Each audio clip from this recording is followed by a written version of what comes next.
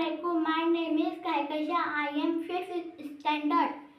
The honest woodcutter. One day lived a poor woodcutter in a small village. Every day he went to the forest to cut wood and sell it in the market. One day while cutting a tree near a river, his axe slipped from his hand and fell into the deep water. The woodcutter became very sad because the axe was his only tool to earn money. He sat near a river and started crying. Suddenly, a fairy appeared and asked, "Why are you crying?"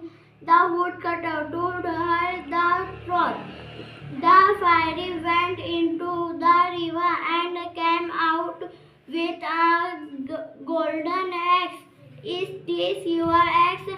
she asked. "No," replied the woodcutter honestly. The fairy again went into the river, brought a silver axe. "Is that yours?" she asked. "No," said the woodcutter. Finally, the fairy brought his iron axe. "Yes, this is my axe," said the woodcutter happily. The fairy was pleased with his honesty and gave him the golden and silver axe.